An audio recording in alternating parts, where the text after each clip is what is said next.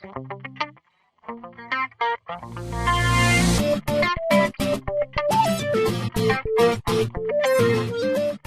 we are, ready to begin Unit 19 on medical office documents. Did you know that the medical and legal fields provide excellent opportunities for students with good typing, word processing, and language arts skills? The next 2 units, 5 lessons in each unit, are devoted to these important areas. In this unit, you will become familiar with documents processed in a medical office. You're going to be introduced to medical office procedures, medical terminology, and formatting medical office documents. You won't be able to depend on GDP to correct your typing errors in a medical office, but perhaps you can learn to enjoy the proofreading process and the importance of getting the medical terminology right in medical office documents.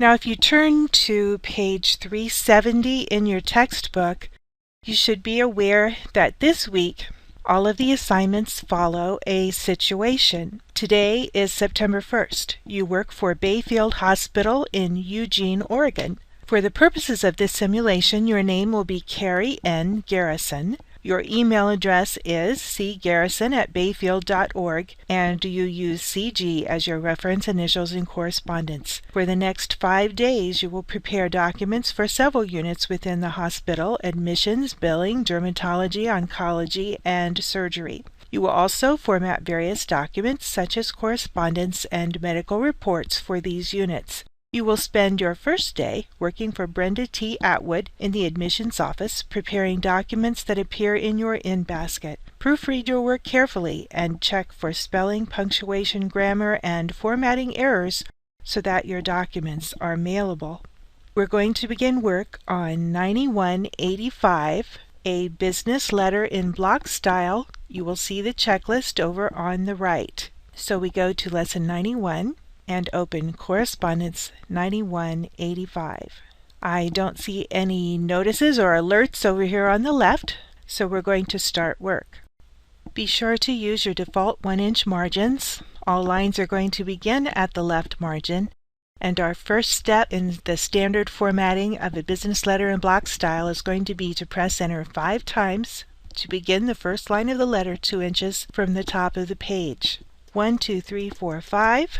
And the date is September 1st, 2000 of the current year. Press enter 4 times, 1, 2, 3, 4, and type the inside address single-spaced at the left margin. The red pipe markings in your textbook indicate where new lines begin. After the inside address, press enter 2 times, type the salutation with a colon, which is the standard punctuation. Press enter 2 times after the salutation and type the body of the letter.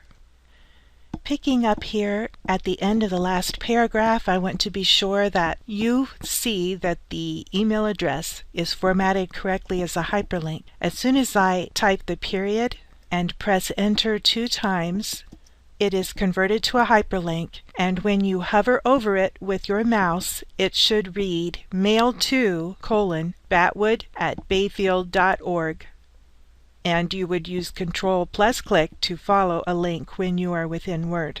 Okay, if that is formatted correctly, you can type the closing for your letter. Press enter 4 times, 1, 2, 3, 4. After the writer's identification, you press enter 2 times and type the reference initials. In this simulation, they are CG. Press enter 1 time. Press Ctrl-Z or undo so that we get rid of that capital C in the reference initials. Type enclosure, and you're finished. No more keystrokes should be entered after this point. Okay, you can check through your letter with the checklist. Then submit it to GDP. Be sure you correct any keystroking errors to 0. I had one error that needed to be fixed. I had 2 spaces after my first sentence right here that needed to be corrected, just in case you noticed that if you were proofreading my copy here on the screen. Now next we will be typing the enclosure form that was mentioned in this letter. See you then.